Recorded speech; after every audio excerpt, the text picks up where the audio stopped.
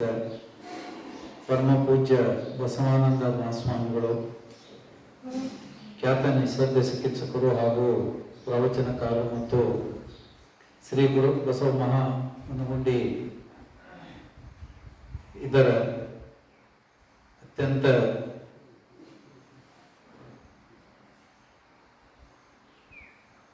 ಸರಳ ಮತ್ತು ಎಲ್ಲರಿಗೂ ಉಪಯುಕ್ತವಾಗುವ ರೀತಿಯಲ್ಲಿ ನಡೆಸಿಕೊಂಡು ಹೋಗುವಂಥ ಪೂಜ್ಯರ ಪಾದಕಮಲಗಳಿಗೆ ನನ್ನ ಶಿರಸಾಷ್ಟಾಂಗ ನಮಸ್ಕಾರಗಳನ್ನು ಸಲ್ಲಿಸುತ್ತಾ, ವೇದಿಕೆಯ ಮೇಲೆ ಹಿರಿಯರು ಮತ್ತು ಮುಖ್ಯ ಅತಿಥಿಗಳಾಗಿ ಈ ಕಾರ್ಯಕ್ರಮವನ್ನು ಉದ್ದೇಶಿಸಿ ಮಾತನಾಡಿದಂಥ ಶ್ರೀಯುತ ಹರ್ಷ ಡಂಬಳ್ ಅವರೇ, ಸಹೋದರಿ ಪ್ರಜ್ಞಾ ಮತ್ತಿಹಳ್ಳಿ ಅವರೇ, ಅವರು ತಮ್ಮನ್ನೆಲ್ಲ ಉದ್ದೇಶಿಸಿ ಅಂಬಿಗರ ಚೌಡಯ್ಯನವರ ತತ್ವಗಳ ಒಂದು ಅಮೃತ ಧಾರೆಯನ್ನು ತಮಗೆ ಎರೆದಿದ್ದಾರೆ. ಕಾರ್ಯಕ್ರಮದಲ್ಲಿ ಸನ್ಮಾನಗೊಂಡ ರಾಜು ತೊಗರಿಯವರೇ, ಬಸವರಾಜ ಚಳಿಗೇರಿಯವರೇ ಹಾಗೂ ವೇದಿಕೆಯ ಮೇಲೆ ಆಸೀನರಾದಂಥ ಎಲ್ಲ ಶರಣರೇ ಹಾಗೂ ಈ ಶಿವಾನುಭವ ಗೋಷ್ಠಿ ಮತ್ತು ಅಂಬಿಗರ ಚೌಡಯ್ಯನವರ ಸ್ಮರಣೋತ್ಸವಕ್ಕೆ ಆಗಮಿಸಿದಂಥ ಎಲ್ಲ ಶರಣ ಶರಣೆಯರಿಗೆ ನನ್ನ ತುಂಬ ಹೃದಯದ ವಂದನೆಗಳು. ಈ ಕಾರ್ಯಕ್ರಮದಲ್ಲಿ ನನಗೆ ಭಾಗವಹಿಸಿ ಒಂದೆರಡು ಮಾತುಗಳನ್ನು ಆಡಲಿಕ್ಕೆ ಅವಕಾಶ ಮಾಡಿಕೊಟ್ಟಂಥ ಪೂಜ್ಯರಿಗೆ ನಾನು ಅನಂತ ಶಿರಸಾಷ್ಟಾಂಗ ನಮಸ್ಕಾರಗಳನ್ನು ಮತ್ತೊಮ್ಮೆ ಸಲ್ಲಿಸ್ತೀನಿ. ಇಂತಹ ಒಂದು ವೇದಿಕೆ ಮತ್ತು ಸಮಾರಂಭ ನಮಗೆ ಅಪರೂಪ. ನಾವು ಶಿವಾನುಭವ ಗೋಷ್ಠಿಯಲ್ಲಿ ಮಾತನಾಡಿದಂಥವರಲ್ಲ. ನಮ್ಮ ಗೋಷ್ಠಿ ಏನೇ ಇದ್ದರೂ ಕೃಷಿ ಗೋಷ್ಠಿ. ಈ ಶಿವಾನುಭವ ಗೋಷ್ಠಿ ಅಂತ ಅಂದರೆ ನಮಗೆ ಅದು ಮುಖ್ಯವಾಗಿ ನಮ್ಮಂಥ ಪ್ರಾಧ್ಯಾಪಕರಿಗೆ ಇದು ಸರಳ ಇರ್ತದೆ, ಆದರೆ ನುಂಗಲಾರದ ತುಂತು ಇದ್ದಂಗೆ. ನಾವು ನಿರರ್ಗಳವಾಗಿ ಮಾತನಾಡುವುದು ನಮ್ಮ ಏನು ವೃತ್ತಿಪರ ಒಂದು ವಿಷಯಗಳು. ಶಿವಾನುಭವ ಗೋಷ್ಠಿ ಮತ್ತು ಸಾಧಕ ಶರಣರು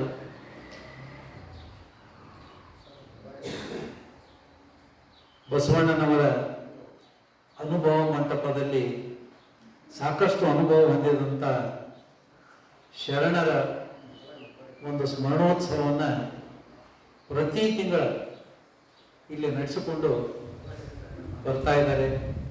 ನಮಗೆಲ್ಲ ಅವರ ಸಾಧನೆಯ ಮತ್ತು ತತ್ವಗಳ ಒಂದು ಅಮೃತ ಧಾರೆಯನ್ನು ಎರೆದು ನಮ್ಮ ಜೀವನದ ಮಾರ್ಗವನ್ನೇ ಅತ್ಯಂತ ಸುರಳಿತವಾಗಿ ನಾವು ಆ ಸಾಧಕರ ಒಂದು ತತ್ವಗಳನ್ನು ಪರಿಪಾಠ ಮಾಡಿಕೊಂಡು ಹೋಗಲಿಕ್ಕೆ ಈ ಒಂದು ಅತ್ಯಂತ ಸುಂದರವಾದ ಒಂದು ಅವಕಾಶವನ್ನು ಪೂಜ್ಯರು ನಮ್ಮೆಲ್ಲರಿಗೆ ಒದಗಿಸಿಕೊಟ್ಟಿದ್ದಾರೆ. ಸೊ ಈ ಒಂದು ಪ್ರತಿನಿತ್ಯ ನೋಡಿ, ಇದು 195ನೇ ಸ್ಮರಣೋತ್ಸವ ಅಂದರೆ 16 ವರ್ಷಗಳಿಂದ ನಿರಂತರವಾಗಿ ಪ್ರತಿ ಅಮಾವಾಸ್ಯೆ ಎಂದು ಈ ಒಂದು ಕಾರ್ಯಕ್ರಮವನ್ನು ಪೂಜ್ಯರು ಕಾರ್ಯಕ್ರಮ ಯಾರು ಇರಲಿ ಬಿಡಲಿ ಕರೆಕ್ಟಾಗಿ ಆ ಕಾರ್ಯಕ್ರಮವನ್ನು ಪ್ರಾರಂಭ ಮಾಡ್ತಾರ. ಅನುಕೂಲ ಮತ್ತು ಅನಾನುಕೂಲತೆಗೆ ತಕ್ಕಂತೆ ಎಲ್ಲ ಶರಣರು ಮತ್ತು ಶರಣೆಯರು ನಾವೆಲ್ಲ ಇಲ್ಲಿ ಸೇರ್ಕೊಳ್ತೇವೆ. ಇಂತಹ ಈ ಕಾರ್ಯಕ್ರಮ ಪ್ರತಿ ಅಮಾವಾಸ್ಯೆ ನಿರಂತರವಾಗಿ ತಮ್ಮೆಲ್ಲ ಬರುವಿಕೆಯಿಂದ ಇದು ನೆರವೇರಲಿ, ಸಂಘವಾಗಿ ನಡೀಲಿ ಅಂತ ನಾನು ಆ ದೇವರಲ್ಲಿ ಪ್ರಾರ್ಥನೆ ಮಾಡ್ತೇನೆ ಮತ್ತು ತಮ್ಮೆಲ್ಲರಲ್ಲಿಯೂ ಕೂಡ ವಿನಂತಿಯನ್ನು ಮಾಡ್ಕೊಳ್ತೇನೆ. ಈ ಹೌದು ಬುದ್ಧಿ ನನಗೆ ಪೂಜ್ಯರ ಬಗ್ಗೆ ಮತ್ತು ಅವರ ಪ್ರವಚನಗಳ ಬಗ್ಗೆ ಸಾಕಷ್ಟು ಕೇಳ್ತಿದ್ದೆ.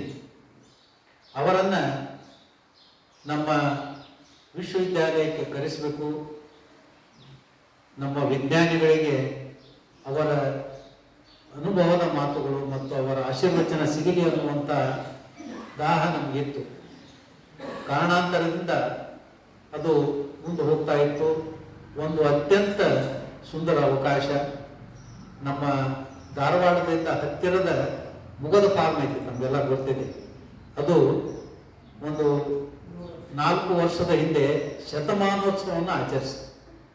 ಆ ಶತಮಾನೋತ್ಸವ ಆಚರಣೆಗೆ ಪೂಜ್ಯರನ್ನ ದಿವ್ಯ ಸಾನ್ನಿಧ್ಯ ವಹಿಸಬೇಕು ಅಂತ ಕೇಳ್ಕೊಂಡಾಗ ಫೋನ್ ಮುಖಾಂತರ ಕೇಳ್ಕೊಂಡಾಗ ಅವರು ಅತ್ಯಂತ ಸಂತೋಷದಿಂದ ಒಪ್ಕೊಂಡ್ರು. ಅವಾಗ ಪೂಜ್ಯರು ಮನಗುಂಡಿ ಈ ಮಹಾಮನೆಯಲ್ಲಿ ಇರಲಿಲ್ಲ, ದೂರದ ಬಸವ ಕಲ್ಯಾಣದಲ್ಲಿದ್ದರು. ಅವಾಗ ರಾತ್ರೋರಾತ್ರಿ ನಮ್ಮ ಆಹ್ವಾನದ ಮೇರೆಗೆ ಪ್ರೀತಿಯಿಂದ ಬಂದು ಆ ಕಾರ್ಯಕ್ರಮದಲ್ಲಿ ಭಾಗವಹಿಸಿ ನಮ್ಮನ್ನ ಇಲ್ಲಿ ಆಹ್ವಾನ ಮಾಡಿದರು. ಮುಂದೆ ಇಂತಹದೇ ಒಂದು ಕಾರ್ಯಕ್ರಮದಲ್ಲಿ ನಾನು ಭಾಗವಹಿಸಿದೆ. ಈ ಶಿವಾನುಭವ ಗೋಷ್ಠಿ ನನಗೆ ನೆನಪಿದ್ದಂಗೆ ಅದು ತುರುಗಾಯಿ ರಾಮಣ್ಣ ಅವರ ಸ್ಮರಣೋತ್ಸವ ಕಾರ್ಯಕ್ರಮದಲ್ಲಿ ನಾನು ಕೂಡ ಭಾಗವಹಿಸಿದ್ದೆ. ಹೀಗೆ ಈ ಮಹಾಮನೆಯಲ್ಲಿ ಹಲವಾರು ಕಾರ್ಯಕ್ರಮದಲ್ಲಿ ಭಾಗವಹಿಸಿದಾಗ ಒಂದು ಕಾರ್ಯಕ್ರಮದಲ್ಲಿ ಪೂಜ್ಯರು ನಿಸರ್ಗ ಜ್ಞಾನಾಮೃತ ಅನ್ನುವಂಥ ಕಾರ್ಯಕ್ರಮವನ್ನು ಪ್ರಾರಂಭ ಮಾಡ್ತೀವಿ ಅನ್ನುವ ಒಂದು ವಿಚಾರವನ್ನ ಇಲ್ಲಿ ಹಂಚಿಕೊಂಡ್ರು. ನಿಸರ್ಗದ ಬಗ್ಗೆ ನಮಗೆ ಎಷ್ಟು ತಿಳ್ಕೊಂಡ್ರು ಸಾಲದು. ಆ ಜ್ಞಾನ ನಮಗೆ ನೋಡ್ತೇವೆ, ನಮ್ಮ ಸುತ್ತಮುತ್ತಲಿನ ಪರಿಸರವನ್ನು ನಾವು ಸತತ ನೋಡ್ತೇವೆ.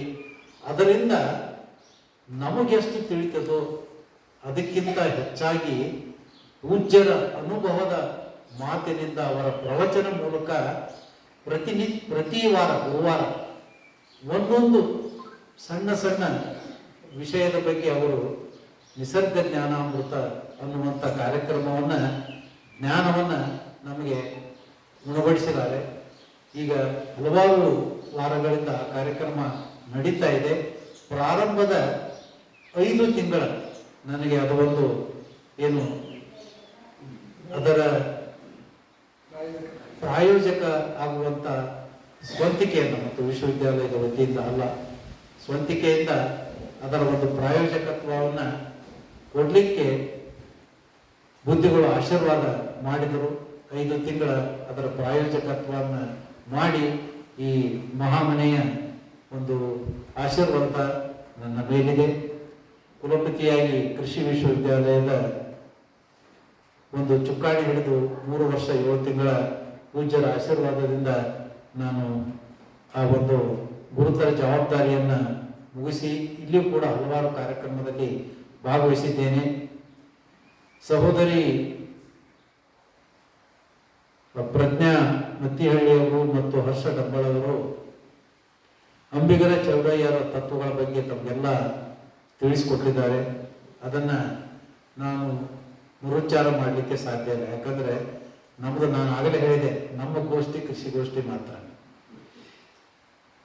ಇವರೆಲ್ಲ ಶಿವಶರಣರು ಬಸವಣ್ಣನವರ ನೇತೃತ್ವದಲ್ಲಿ 12ನೇ ಶತಮಾನದಲ್ಲಿ ಚಳುವಳಿಯ ವಿಶ್ವ ಇತಿಹಾಸದಲ್ಲಿ ವಿಶಿಷ್ಟವಾದಂಥ ಒಂದು ಸಾಮಾಜಿಕ ಕ್ರಾಂತಿ ಆಗಿತ್ತು. ಅದೆಲ್ಲ ತಮಗೆ ಗೊತ್ತಿದೆ. ಆ ಕ್ರಾಂತಿಯ ಪ್ರಮುಖ ಶರಣರಲ್ಲಿ ಅಂಬಿಗರ ಚೌಡಯ್ಯನವರು ಒಬ್ಬರು ಅಂತ ಈ ಮುಖ್ಯ ಅತಿಥಿಗಳು ತಮಗೆಲ್ಲ ಹೇಳಿದರು. ಈ ಅಂಬಿಗರ ಚೌಡಯ್ಯನವರು ವೃತ್ತಿಯಲ್ಲಿ ನದಿಯ ದಡದಲ್ಲಿ ಜನರನ್ನ ದಾಟಿಸುವ ಕಾಯಕ ಮಾಡುತ್ತಿದ್ದರೂ ಆ ಒಂದು ಹಡಗ ಸಮಾಜ ಅಲ್ಲಿ ಕುಳಿತಂತ ಎಲ್ಲ ವ್ಯಕ್ತಿಗಳನ್ನ ಪ್ರಜ್ಞಾಪೂರ್ವಕ ವ್ಯಕ್ತಿಗಳನ್ನಾಗಿ ಪರಿವರ್ತಿಸಿ ಅವರನ್ನ ತತ್ವಜ್ಞಾನಿಯನ್ನಾಗಿ ಮಾಡುವಂತ ಈ ಮಹಾನ್ ಅಂಬಿಗರ ಚೌಡಯ್ಯನವರ ಕಾರ್ಯ ತುಂಬಾ ಸ್ಮರಣೀಯವಾದದ್ದು. ಅಂಬಿಗರ ಚೌಡಯ್ಯ ಅವರ ಬದುಕಿನ ಉದ್ದೇಶ ಕೇವಲ ಜೀವನೋಪಾಯ ಆಗಿರಲಿಲ್ಲ. ಅವರು ಸಮಾಜವನ್ನು ಅಜ್ಞಾನ, ಸಮಾನತೆ ಮತ್ತು ಅನ್ಯಾಯದ ದಡದಿಂದ ಸತ್ಯ, ಸಮಾನತೆ ಮತ್ತು ಜ್ಞಾನದ ದಡಕ್ಕೆ ಕೊಂಡೊಯ್ಯುವ ಕಾರ್ಯವನ್ನ ಮಾಡಿದರು. ಅವರು ಕಾಯಕದ ಮೂಲಕ ಜೀವನ ನಡೆಸುತ್ತಾ ಭಕ್ತಿ, ಸಮಾನತೆ ಮತ್ತು ಮಾನವೀಯತೆ ಸಂದೇಶವನ್ನು ಸಮಾಜಕ್ಕೆ ನೀಡಿದರು. ಅದನ್ನೇ ಅತ್ಯಂತ ವಿಸ್ತಾರವಾಗಿ ಹಲವಾರು ನಿದರ್ಶನಗಳ ಮೂಲಕ ಈ ಇಬ್ಬರು ಅತಿಥಿಗಳು ತಮಗೆಲ್ಲ ಉಣಬಡಿಸಿದ್ದಾರೆ. ಬಸವಣ್ಣನವರ ಕಾಯಕವೇ ಕೈಲಾಸ ಎಂಬ ಸಂದೇಶವನ್ನ ಅಂಬಿಗರ ಚೌಡಯ್ಯನವರು ತಮ್ಮ ಜೀವನದಲ್ಲಿ ಅನುಷ್ಠಾನಗೊಳಿಸಿ ತೋರಿಸಿದರು. ಅವರ ಬದುಕು ಕಾಯಕ ದಾಸೋಹವನ್ನು ಮತ್ತು ಸಮಾನತೆಯ ಜೀವಂತ ಉದಾಹರಣೆಯಾಗಿದೆ. ಇಂದಿನ ಯುವ ಪೀಳಿಗೆ ಮತ್ತು ನಮ್ಮೆಲ್ಲರಿಗೂ ಅವರ ಜೀವನ ಅತ್ಯಂತ ಉದಾಹರಣೆಯಾಗಿದೆ.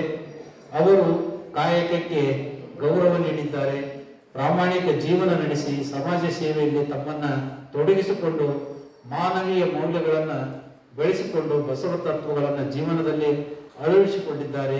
ಅದೇ ರೀತಿ ನಾವೆಲ್ಲ ಈ ಒಂದು ವಿಚಾರಗಳನ್ನು ನಮ್ಮ ಜೀವನದಲ್ಲಿ ಅಳವಡಿಸಿಕೊಂಡು ನಮ್ಮ ಯುವಕರಿಗೂ ಕೂಡ ಮಾರ್ಗದರ್ಶನವನ್ನು ಮಾಡುವಲ್ಲಿ ನಾವು ಮುಂದಾಗಬೇಕು ಅಂತ ನಾನು ಕೇಳ್ಕೊಳ್ತೇನೆ. ಶಿವಶರಣರ ಆದರ್ಶಗಳು ಕೇವಲ ಇತಿಹಾಸ ಪುಟಗಳಲ್ಲಿ ಉಳಿಬಾರದು, ಅವು ನಮ್ಮ ದೈನಂದಿನ ಬದುಕಿನ ಭಾಗವಾಗಬೇಕು.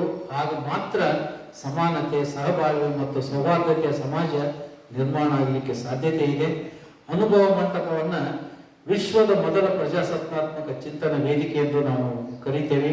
ಇಲ್ಲಿ ಜಾತಿ, ಲಿಂಗ, ವೃತ್ತಿ ಎಂಬ ಭೇದಗಳಿಗೆ ಅವಕಾಶವಿಲ್ಲ. ಪ್ರತಿಯೊಬ್ಬರೂ ತಮ್ಮ ಅಭಿಪ್ರಾಯವನ್ನು ಮುಕ್ತವಾಗಿ ವ್ಯಕ್ತಪಡಿಸುವ ಅವಕಾಶವಿತ್ತು. ಅಂಬಿಗರ ಚೌಡಯ್ಯನವರು ಈ ಮಹಾನ್ ಪರಂಪರೆಯ ಪ್ರಮುಖ ಪ್ರತಿನಿಧಿಯಾಗಿದ್ದರು. ಅವರ ವಚನಗಳಲ್ಲಿ ಈ ಅತಿಥಿಗಳು ಹೇಳಿದ ಹಾಗೆ ಸರಳತೆ, ಸತ್ಯನಿಷ್ಠೆ, ನೈತಿಕತೆ ಮತ್ತು ಮಾನವೀಯತೆಯ ತುಂಬಿಕೊಂಡು ಸಮಾಜದ ದುಷ್ಟಪಥಗಳ ವಿರುದ್ಧ ಅವರು ನಿರ್ಭಯವಾಗಿ ಮಾತನಾಡ್ತಿದ್ದರು. ಮನುಷ್ಯನ ಮೌಲ್ಯವನ್ನು ಅವರ ಜನ್ಮದಿಂದಲ್ಲ, ಅವರ ಗುಣ ಮತ್ತು ಕಾಯಕದಿಂದ ಅಳೆಯಬೇಕು ಎಂದು ಅವರು ಪ್ರತಿಪಾದಿಸುತ್ತಿದ್ದರು. ಇಂದು ವಿಜ್ಞಾನ ಮತ್ತು ತಂತ್ರಜ್ಞಾನ ಯುಗದಲ್ಲಿ ನಾವೆಲ್ಲ ಬದುಕ್ತಾ ಇದ್ದೇವೆ. ಆದರೆ ಮಾನವೀಯ ಮೌಲ್ಯಗಳು, ನೈತಿಕ ಮತ್ತು ಸಾಮಾಜಿಕ ಹೊಣೆಗಾರಿಕೆಗಳು ಅಗತ್ಯ ಇನ್ನಷ್ಟು ಹೆಚ್ಚಾಗಿದೆ. ಅಂಬಿಗರ ಚೌಡಯ್ಯರ ಸಂದೇಶಗಳು ಇಂದಿಗೂ ಅತ್ಯಂತ ಪ್ರಸ್ತುತವಾಗಿವೆ. ನಮ್ಮ ಪರಿಸರ ಮತ್ತು ಸಮಾಜದ ಬಗ್ಗೆ ಬಸವ ತತ್ವಗಳಲ್ಲಿ ಪ್ರಕೃತಿಯೊಂದಿಗೆ ಸಹಬಾಳ್ವೆಗಳ ಮಹತ್ವ ಬಹಳಷ್ಟು ನೀಡಲಾಗಿದೆ.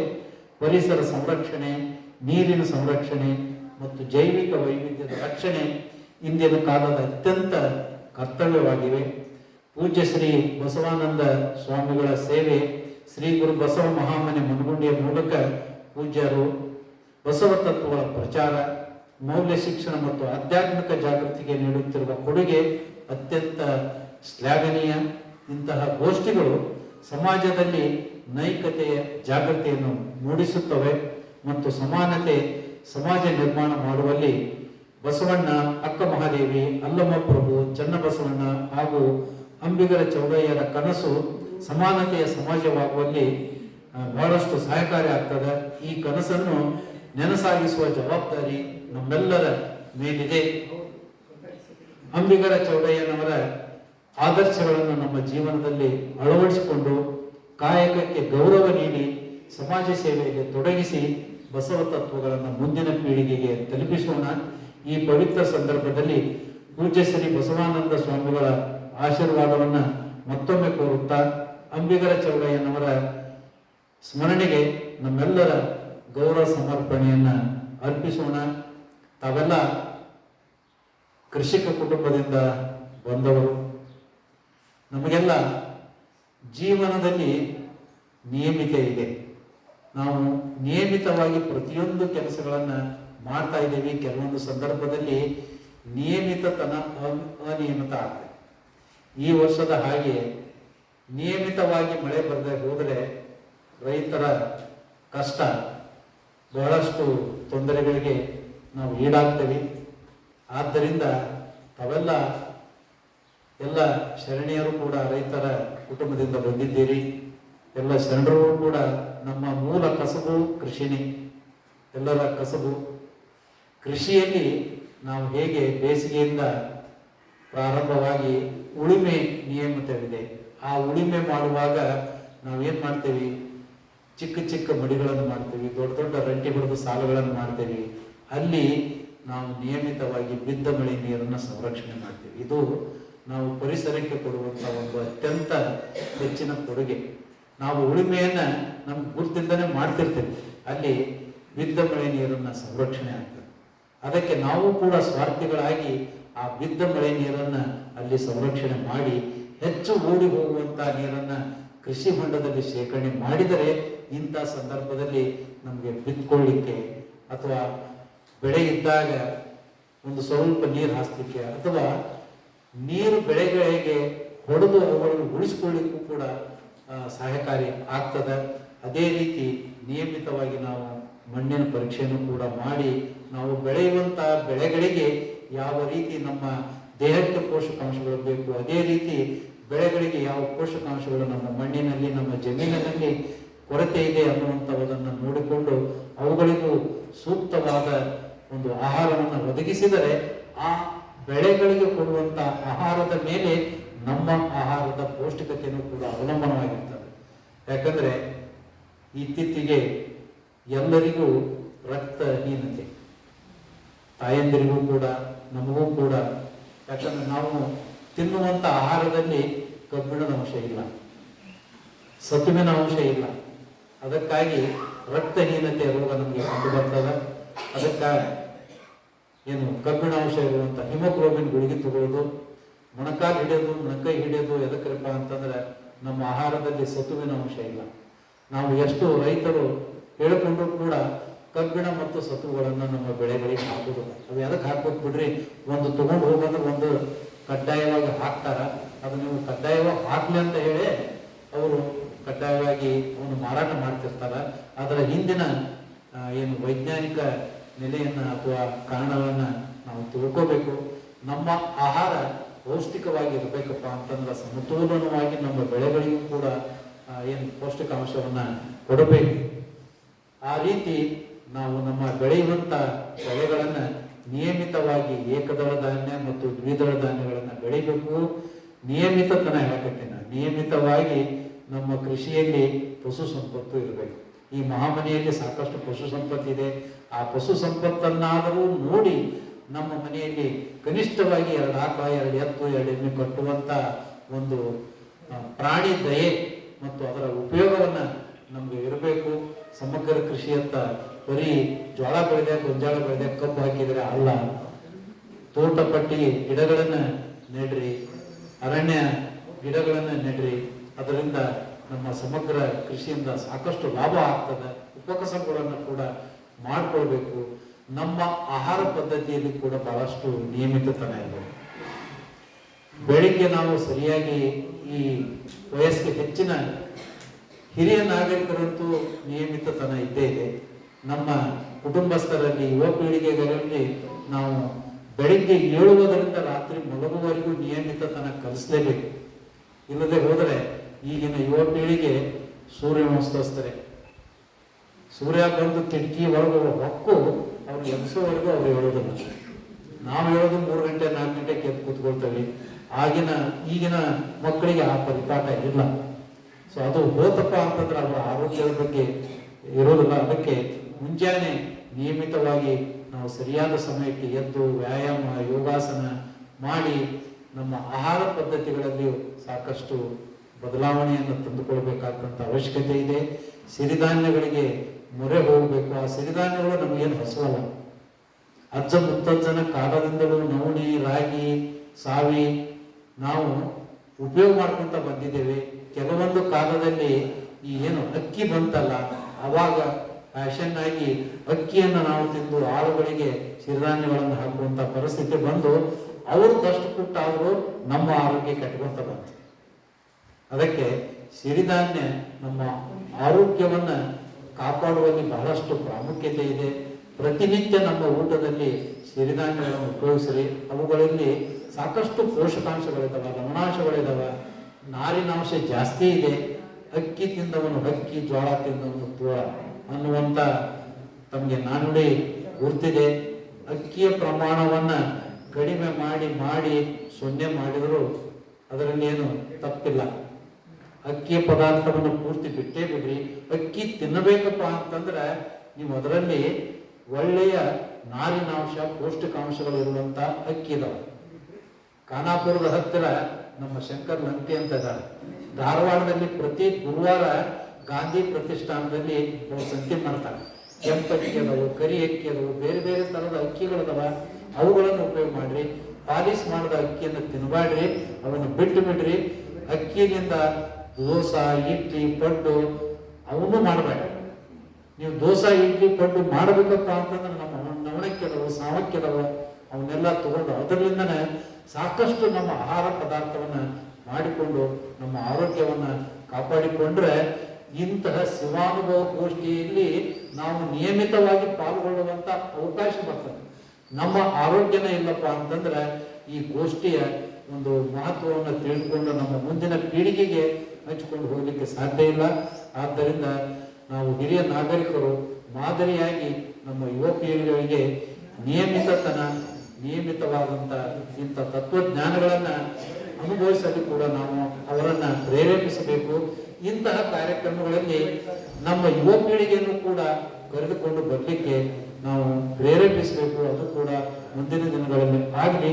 ಮತ್ತೊಮ್ಮೆ ಈ ಒಂದು ಪವಿತ್ರ ಸಂದರ್ಭದಲ್ಲಿ ನಮ್ಮನ್ನು ಇಲ್ಲಿ ಕರೆಸಿ ನನ್ನ 2 ನುಡಿಗಳನ್ನ ತಮ್ಮೊಂದಿಗೆ ಹಂಚಿಕೊಳ್ಳಿಕ್ಕೆ ಅನುಕೂಲ ಮಾಡಿದಂತ ಪೂಜ್ಯರಿಗೆ ವಂದಿಸ್ತೇನೆ. ಜೈ ಬಸವಣ್ಣ, ಜೈ ಅಂಬಿಗರ ಚೌಡಯ್ಯ ಹಾಗೂ ಜೈ ಗುರು ಬಸವಣ್ಣ. ಎಲ್ಲರಿಗೂ ಧನ್ಯವಾದ.